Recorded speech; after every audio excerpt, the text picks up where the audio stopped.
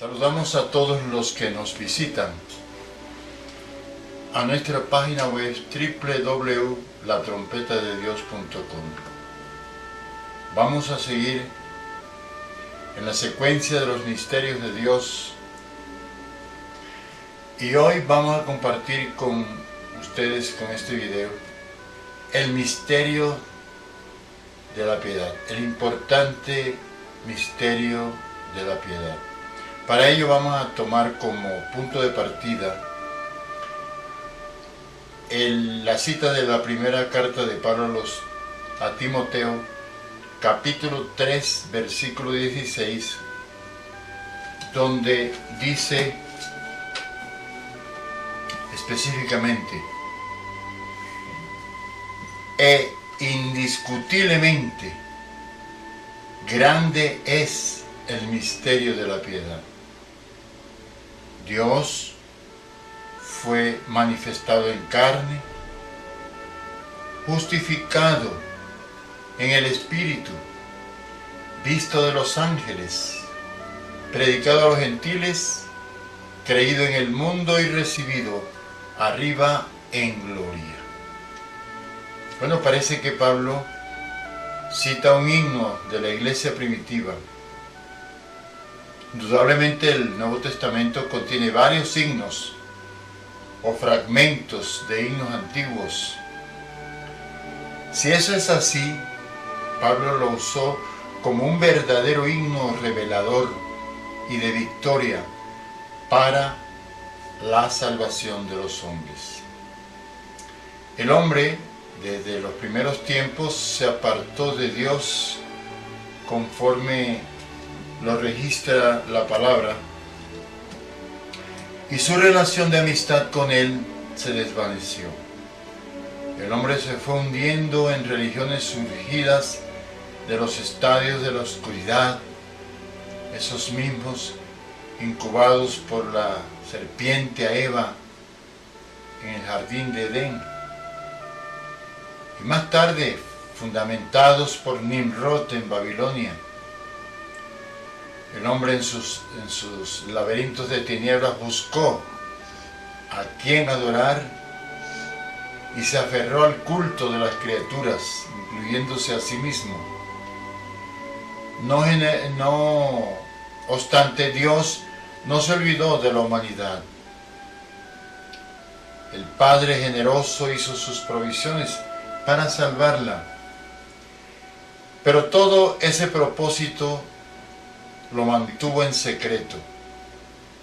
Todo era un misterio en torno a los planes de Dios para que la piedad fuese restaurada al individuo. Era necesario guardar el secreto. ¿Por qué esos misterios de Dios con relación a la humanidad debían ser revelados en el tiempo? Necesitaban ser revelados, lógicamente, en vista de que eran secretos divinos que no pueden ser descubiertos por la simple razón humana, ni por la intuición, ni mucho menos por la investigación empírica de los hombres. Los misterios de Dios en sí mismos encierran profundos elementos que no han sido comprendidos del todo. Estos elementos todavía encierran algo de secreto, algo no revelado. No obstante, el énfasis recae sobre la revelación, sobre la verdad revelada, sobre el conocimiento hecho descubierto. La revelación del misterio de la piedad encierra la contundencia de la evidencia de lo que Dios a sí mismo se había prometido y ahora lo quiere reconocer públicamente. Es por eso que se puede manifestar sin lugar a dudas que verdaderamente grande es el misterio de la piedad. La palabra piedad es la traducción griega del vocablo eusebeia, que designa aquella devoción que se caracteriza por una actitud en pos de Dios, para hacer aquello que le es agradable a Él.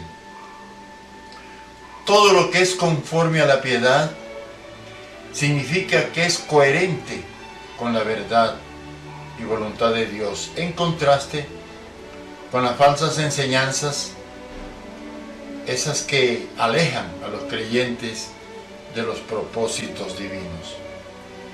Por eso la forma adverbial del vocablo griego, de donde proviene la palabra piedad, puede significar confesadamente, innegablemente, ciertamente. El misterio de la piedad referido aquí revela un vastísimo cúmulo de verdades eternas, de dogmas, de doctrinas trascendentales, de secretos de Dios descubiertos a los hombres, tantos elementos como para ocuparse en incontables ciclos de conferencias. Este misterio involucra toda la verdad encerrada en el Evangelio, en Cristo, en la fe cristiana, tanto como lo que eso significa para los hombres, en contraste con los falsos misterios de los iniciados de las religiones esotéricas, que ocultaban y distorsionaban la figura de Cristo. Dios quiso revelar que mediante el misterio de la piedad, Él mismo operaría en los hombres, convirtiéndolos en santos y piadosos. Ese misterio destaca el modo como la piedad es conferida a los hombres, como elemento principal para que en Dios tengan un destino glorioso. El misterio de la piedad, como lo describe Pablo a Timoteo en este hermoso poema, incluye aquellas creencias centrales sobre la grandiosidad de la persona de Cristo y cómo cumple Él su misión. Indiscutiblemente este misterio habla del Evangelio, de las buenas nuevas, de manera pues que también indica cómo reciben los hombres la vida eterna por intermedio de Cristo y su obra. La encarnación del Verbo, Dios fue manifestado en carne, como dice el poema. Para que el hombre volviera a Dios, era necesario que Dios se diera a conocer por el hombre, y para eso era necesario que Dios se dejara ver y palpar, que irrumpiera en la esfera terrenal a convivir con el hombre, que le convenciera de su pecado, que el hombre entendiera la gravedad del pecado, que viera el hombre que era reo de muerte, que el hombre tenía una deuda con la justicia divina, que le era necesario pagar un precio muy alto, pero también que le mostrara que el hombre no podía hacer nada por él mismo, en favor de él mismo, no podía hacer nada. Pero ante aquel drama, Dios tenía una solución. Y por eso el misterio de la piedad comienza con la encarnación. Dice Juan en su Evangelio capítulo 1 versículo 14, y aquel Verbo fue hecho carne y habitó entre nosotros, y vimos su gloria, gloria como la del unigénito del Padre, lleno de gracia y de verdad. Este misterio revela que Dios fue manifestado en carne. Esas palabras enseñan tanto la preexistencia como la encarnación de Cristo. Es evidente que la divinidad de Cristo no es declarada aquí en forma directa, pero es patente también que allí está subentendida su divinidad, por cuanto solo una persona divina podría haber realizado todo cuanto es atribuido aquí al Hijo de Dios. La encarnación es parte fundamental del Evangelio.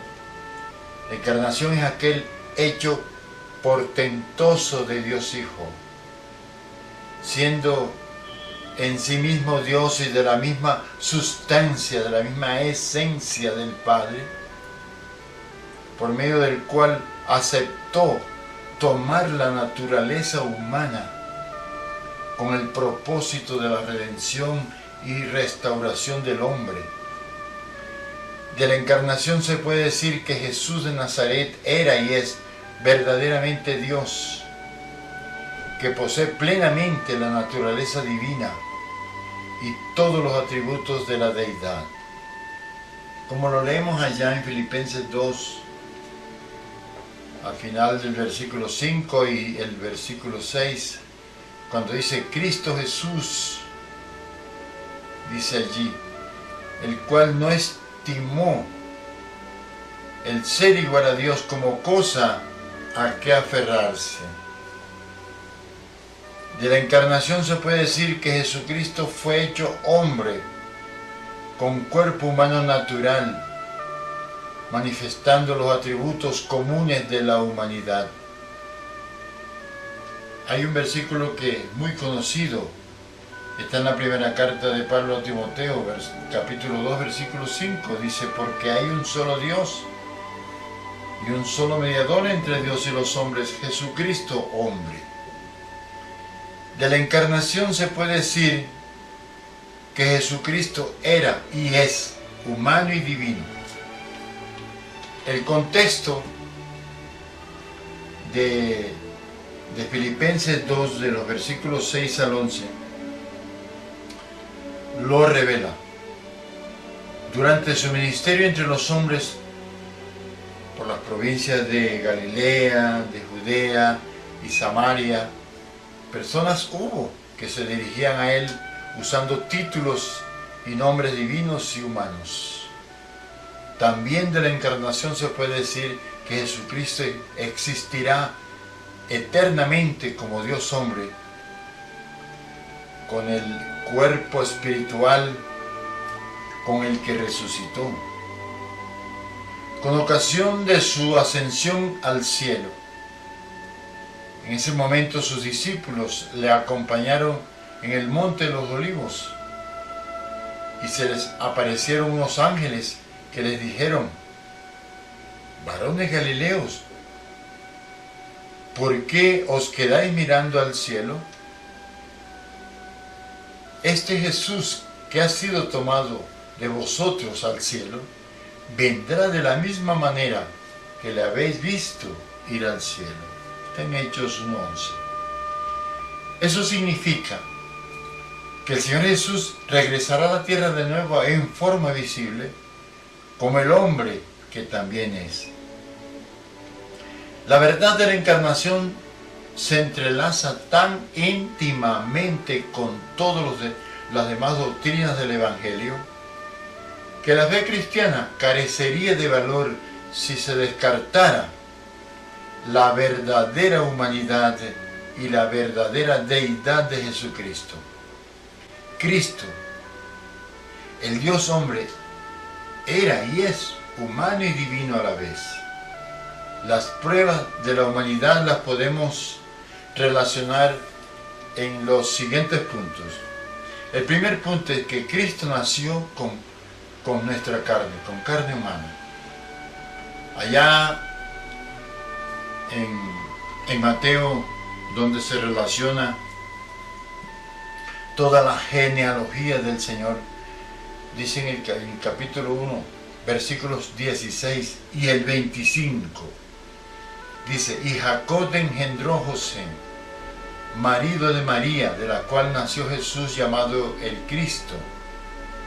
En el 25 dice: pero no la conoció, o sea, José a María, dice, pero no la conoció hasta que dio a luz a su hijo primogénito y le puso por nombre Jesús. El segundo punto es, Jesús tuvo alma humana.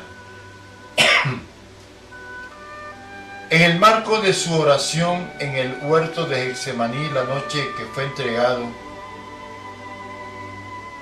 dice, entonces Jesús les dijo, o sea, a sus discípulos, mi alma está muy triste hasta la muerte. Quedaos aquí y velad conmigo. Está en Mateo 26, 38. Tercer punto es que Jesús tuvo espíritu humano. El Señor en su hora de la muerte en la cruz, en el monte Calvario, dice, entonces Jesús, clamando a gran voz, dijo, Padre, en tus manos encomiendo mi espíritu. Y habiendo dicho esto, expiró. Lo pueden leer en Lucas 23, 46. El cuarto punto es que el Señor experimentó hambre. El Señor se cansó. El Señor necesitó del sueño, como cualquier humano. Por ejemplo, dice en Mateo 4:2, cuando Él estuvo en el desierto, dice, y después de haber ayunado 40 días y 40 noches, tuvo hambre. Les recomiendo también que lean las citas de Mateo 21:18, de Juan 4:6, cuando estaba con la mujer samaritana, de Mateo 8:24, de Marcos 4:38. El quinto punto es que Jesús fue azotado, fue crucificado y una lanza le hirió al costado.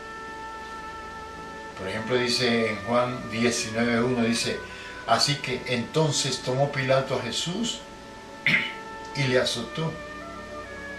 También le recomiendo ver a Lucas 23:33 y a Juan 19:34.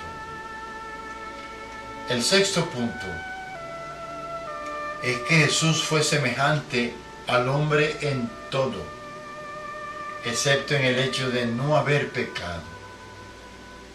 Podemos leer allá en Hechos 3:22, porque Moisés dijo a los padres,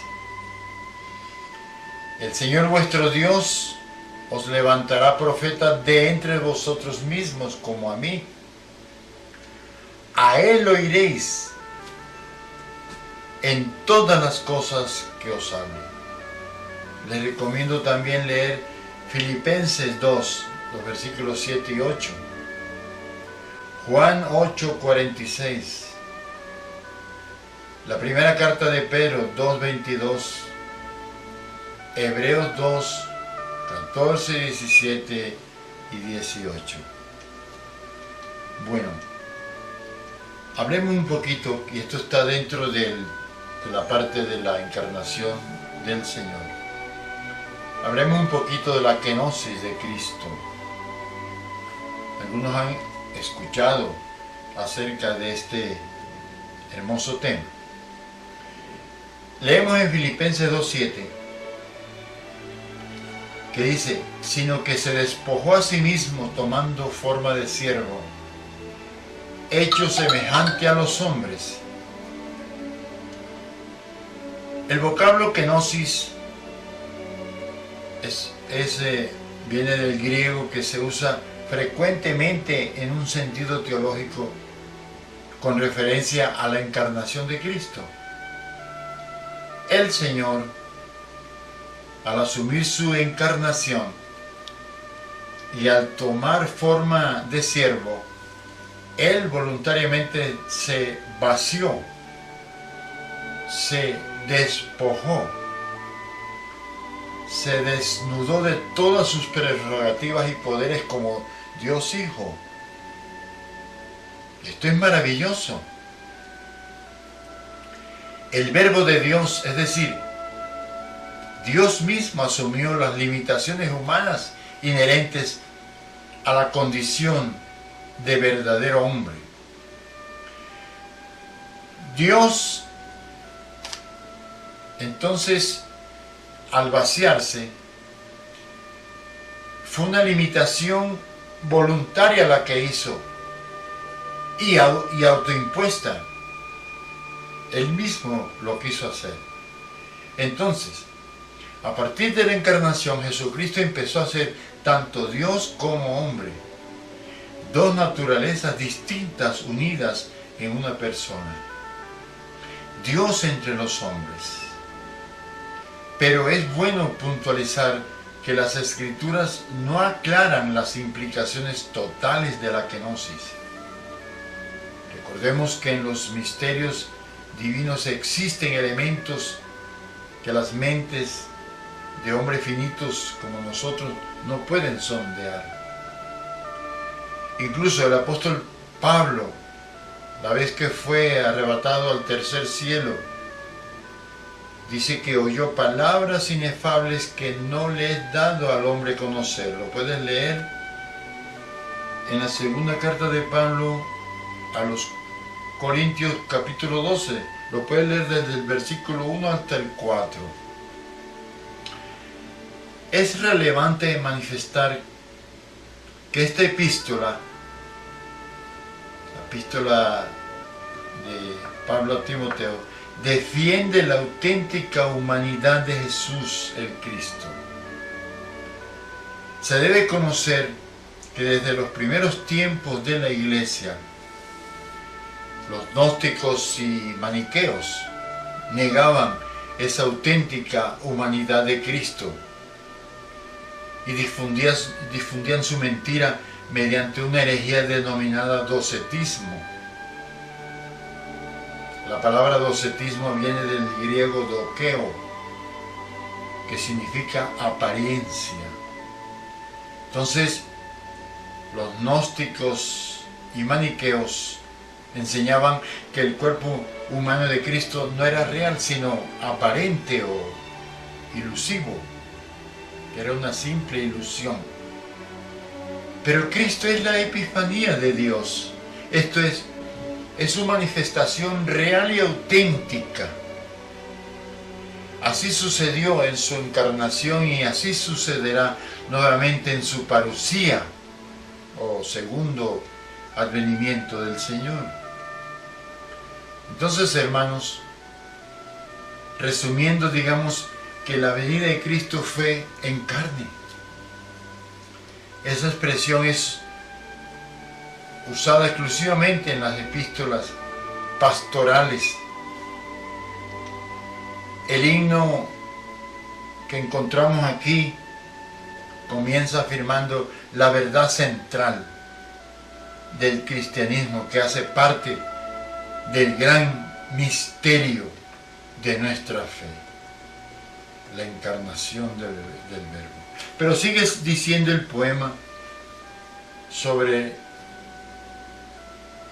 que él fue justificado en el Espíritu, pero llamémosle esta parte la vindicación de Cristo.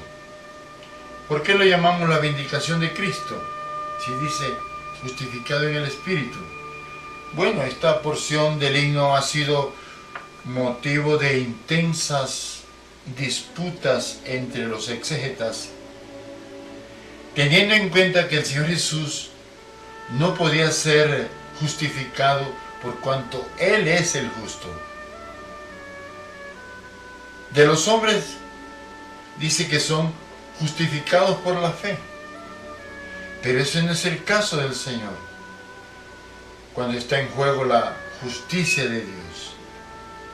Entonces, para explicar esa frase, se puede pensar en una reivindicación tras el triunfo de su obra de redención. Cristo venció la muerte y su misión fue confirmada. El Señor venció las tentaciones y sus hechos justos y altruistas demostrarán que la salvación que Él nos vino a otorgar es válida. Entonces podemos aseverar que Cristo fue vindicado por el Espíritu al resucitar de entre los muertos. Hablemos del siguiente paso del himno que dice, visto de los ángeles. Entonces hablemos de la relación de Cristo con los ángeles.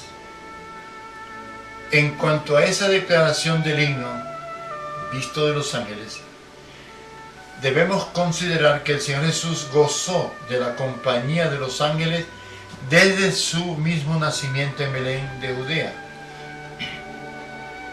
Quienes lo acompañaron durante toda su carrera al pasar por este mundo, fueron testigos los ángeles de su poderosa resurrección también. Allí estaban, a la puerta de la tumba.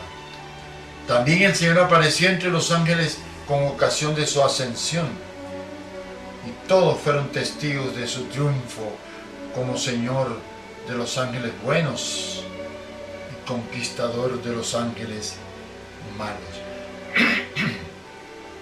Sigue diciendo el himno,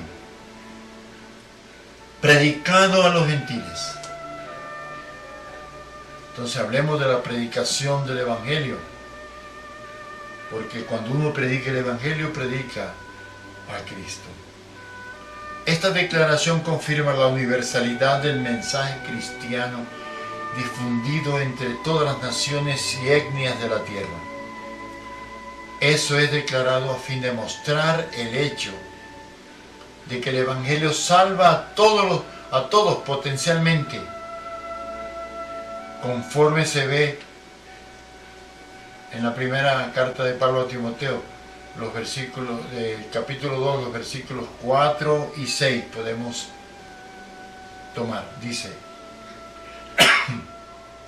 el cual Cristo quiere que todos los hombres sean salvos y vengan al conocimiento de la verdad, el cual se dio a sí mismo en rescate por todos, de lo cual se dio testimonio a su debido tiempo. Él quiere que todos sean salvos, pero ya sabemos que solo una minoría le ha creído. Hablemos ahora de la edificación de la iglesia, porque dice, creído en el mundo. Todos los hombres, sin ninguna distinción de raza, de cultura, de inclinaciones religiosas y políticas, de condición social y profesional, de origen, en fin, todas las personas humanas tienen la oportunidad de ser salvos, sin impedimento alguno, de confiar en Cristo y ser salvos, como resultado de la predicación del Evangelio. Cada quien ha nacido donde nació y de los padres que tuvo, precisamente para recibir esa oportunidad de conocer a Cristo y recibir salvación y vida eterna. En la ocasión, cuando Pablo entró a Atenas y estuvo visitando a los sabios del Areópago, allí en Hechos 17, los versículos 26 y 27, declara la palabra de Dios que aún los límites del territorio donde hemos nacido fueron establecidos así, a fin de que busquemos a Dios. Este mundo está repleto de pecadores e impíos. Cada día la humanidad se hunde más en la oscuridad. Pero a pesar de eso, dice en la segunda carta de Pablo a los Tesalonicenses 1:10, que nuestro testimonio ha sido creído entre los hombres y que cuando venga el Señor Jesucristo habrá muchas personas esperando al Señor para glorificarlo y admirarlo. Recuérdese, y lo reiteramos, el Evangelio del Señor Jesucristo no excluye a nadie. Hay un llamado universal vengan todos los hombres a esta salvación tan grande que les ofrece el Señor Jesucristo. Hoy es día de salvación para ti. No importa la religión que tengas, una vez que hayas traspasado el umbral de la muerte, y llegará ese día, ya todo será irreversible. Y si no recibiste la salvación en vida, ahora en esta tierra, entonces allá nadie te escuchará. Y en esas esferas tenebrosas nadie podrá extenderte una mano de consuelo. Sigue diciendo el poema: recibido arriba en gloria. De manera pues que hablemos de la ascensión y glorificación de Cristo un poquito. El Señor, una vez acabada su obra redentora, al morir y resucitar, fue recibido arriba en gloria. Esa contundente afirmación indica tanto la ascensión como la glorificación de Cristo, que son dos aspectos indiscutiblemente inseparables. El Señor ascendió al cielo desde el Monte de los Olivos. Los hombres y los ángeles fueron testigos oculares de este acontecimiento. Después, lo que siguió en la historia de la iglesia fue la predicación del Evangelio, y eso sigue ocurriendo hasta el día mismo del regreso del Señor. Para terminar, quiero compartir con los que visitan este video el pasaje de la primera carta de Pedro, capítulo 3, desde el versículo 18 al 22, que parece ser igualmente parte de otro antiquísimo himno cristiano. Dice: porque también Cristo padeció una sola vez por los pecados. Dice: el justo por los injustos, para llevarnos a Dios, siendo a la verdad muerto en la carne, pero vivificado en espíritu. En el cual, o sea, en espíritu, también fue y predicó a los espíritus encarcelados abajo, en el Hades, por los que en otro tiempo desobedecieron, cuando una vez esperaba la paciencia de Dios en los días de Noé, mientras se preparaba el arca, en la cual pocas personas, es decir, 8, fueron salvadas por agua. El bautismo que corresponde a esto ahora nos salva, no quitando las inmundicias de la carne, sino como la aspiración de una buena conciencia ante Dios, hacia Dios. Nos salva por la resurrección de Jesucristo,